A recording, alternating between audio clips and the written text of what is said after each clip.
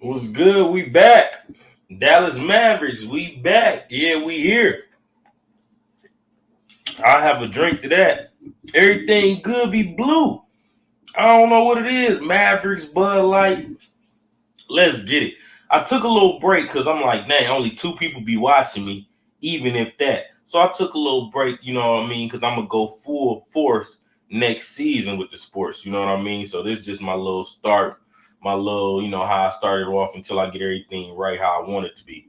But let's talk about these Dallas Championship Mavericks. That's the new name for them. These guys are going all the way. But let's go ahead and talk about the game that just happened. Game six, OKC. I've been saying it for the beginning. I'm sorry, not the beginning. If you want to talk the beginning of the season, since the trade deadline, these Mavericks are something different. And you don't know, you can't set up to play the Mavericks. Like say a team like Boston. Boston is a good team, but you kind of got an idea of what they're going to do. Tatum either going to get it. Brown either going to get it. If Porzingis in the game, it usually be Tatum, then Porzingis, and then it's kind of got an idea of what they're going to do, even though that it's kind of hard to stop. But these Dallas Mavericks are different, and that's why um, they're amazing because anybody on the team gonna step up. Okay, so last night I'm gonna start off. Derrick Jones Jr. 4 rebounds, 2 assists, 22 points. That is amazing. Like I'm glad Derrick Jones Jr. like refound himself. He found a home here at the Dallas Mavericks. Where he played, I believe he played for the Trailblazers. I believe he played with Dame and CJ McCullough, and he didn't really. He was just kind of like that player that get in, might have a nice moment, and he was missing a lot of dunks, even though he was the dunk champion. He's sometimes even now when he jump and dunk, I'm like, I hope he don't miss it, but he been catching a lot more, and he and whoever's working with him been doing an amazing job. So I'm like, I'm glad he found himself because him getting 22 points was like, oh my goodness, it's not that many of them. PJ Washington didn't go crazy this game. He gave you 5 rebounds, 2 assists, 9 points.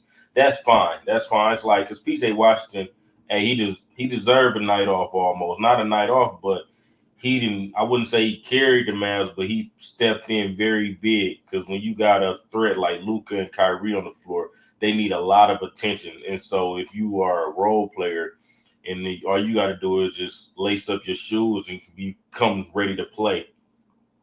Gafford, he did what Gafford does. He might not give you a lot of points, but his defense is there. Luca did what Luca does. He gave you 10 rebounds, 10 assists, 29 points. That is crazy. Like, it's crazy how players get them type of numbers just daily. Like, Luca might get this the next time he play. You know what I mean? It used to be more surprising back in the day where like, oh my God, it's what? You know what I mean? Like, what? Now it's like these players they're ready to play. Some people may say because the referees, okay, I can get it. The rules have changed a little bit, but if you've been watching this playoffs, they've been letting them play. I think letting them play enough as they can without it being fight. So I'm like, I like it right now. Derek Lively, oh my God, the rookie. If Chet didn't get injured, came back another season and got and was a rookie, and if Wimby wasn't just such a big name of a rookie, Derek Lively would have been in the talks for rookie of the year. It's just you had Wimby, he a freak of nature, so I get it.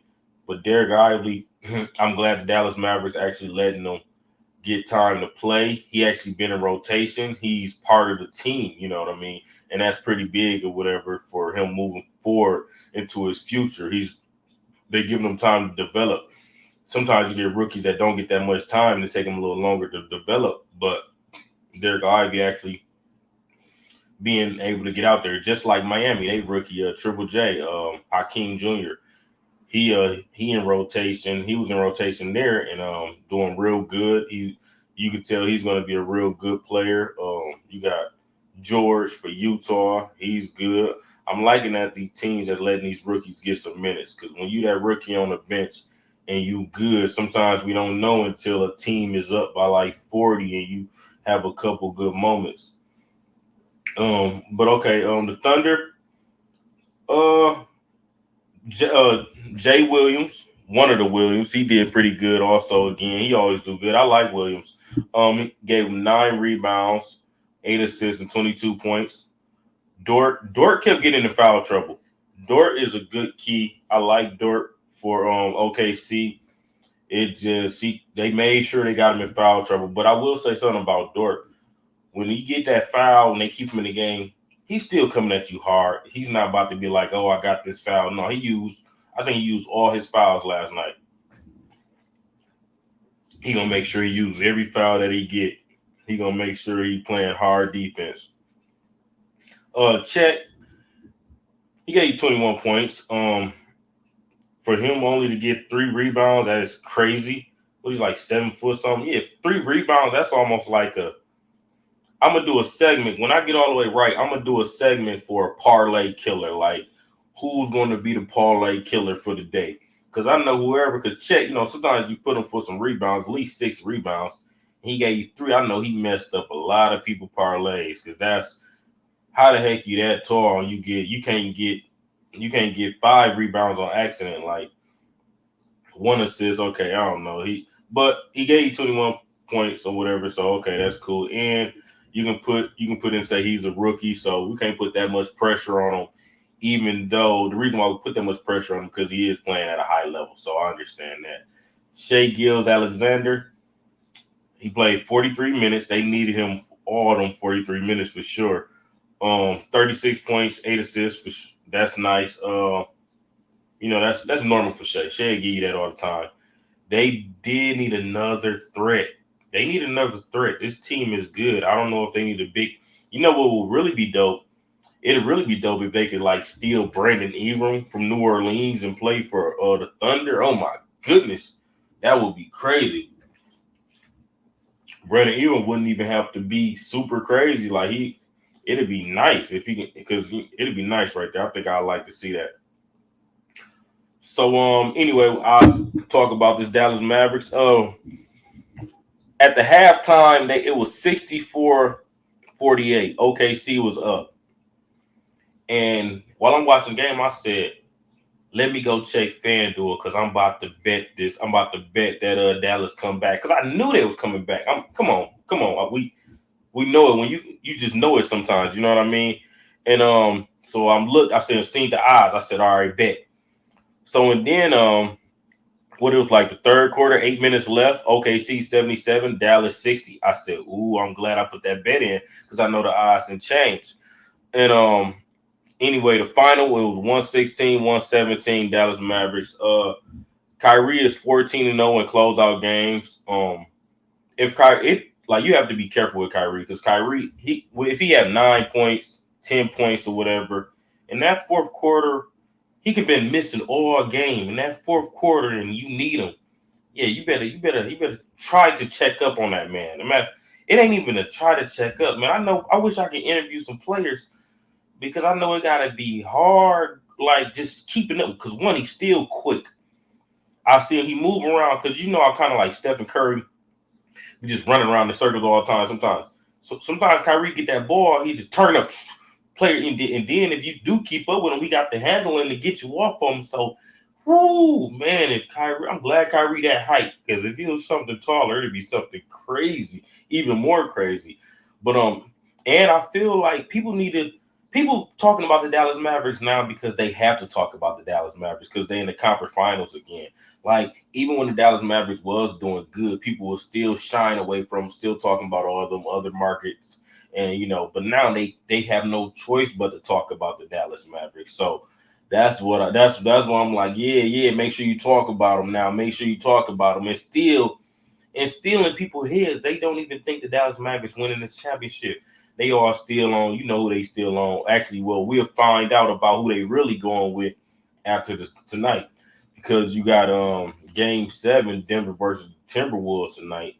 And well, before we get to that, we do got the New York game. We can talk about the New York game. I was gonna cancel it. I was gonna stop. Okay, so we had the New York game and the Pacers. I'm I'm gonna tell y'all who's gonna win it. I already told y'all Dallas Mavericks was gonna win the OKC series. I've been right with y'all from the beginning. You feel me? I've been right. There's only one time I was wrong. That was like on a parlay. I took an under for Jalen Brunson. Yeah, I know that sounds crazy, but he had just went crazy the other night. I said he need to break off. You know what I mean? But and speaking on that, now we seeing it happening because now the New York Knicks are done. They're injured, they're hurt, they're beat up. They gave it a all. It's like they on some warrior stuff, but it's like, you know what I'm saying? Like, I don't know, y'all was watching what was it, in-game store was like, you got another battle in you, brother, or something. And he grabbed, look, that's Josh Hart grabbing his ribs, like, come on. That's how they going out there. And it's just gonna end a little differently because they just out there now. I'm not gonna lie, they role players play good, but they wasn't in rotation so much, and so it's hard to build that type of playing chemistry because Josh Hart and all them was playing 40 something minutes. And oh my God, Josh Hart, I ain't gonna lie, Josh Hart, I know he don't want to. He need to just take the night off.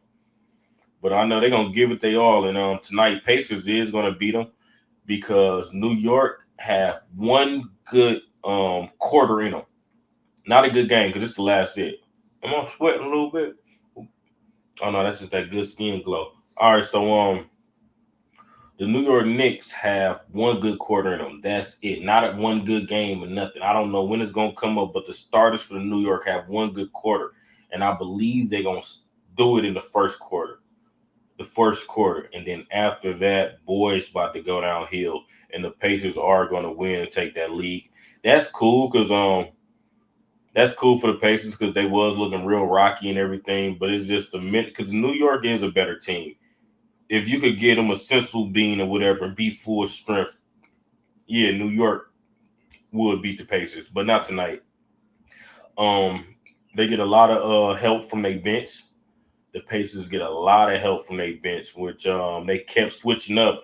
You still got the same starters in while Pacers switching up on you, new bodies getting physical all up on you, and you still just all super tired and everything, just grinding. You pretty much off hustling and then just in your mind frame like I gotta win.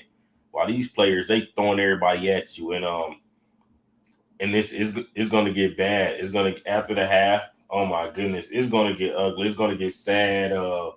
Players going to go out. Players ankles going to hurt. I mean, not jinxing anybody, but it already showing. It's already showing. So make sure you mark me on that on this video because I'm right. This is my I'm right video. You know what I mean? Dallas championship Mavs. You see us back there, but we ain't talking about them right now. We already know we can't just fast forward in time and go ahead and collect our rings. But what we can do is finish watching the competition to lead towards us before we beat them. So it's entertaining. And I like it that the Mavericks needed we didn't go to game like 7 because Luka do need a rest. And I believe after this rest or whatever, he should be fine, be in rotation. I like it that they playing together. They interviewed him, asked him questions about the trade.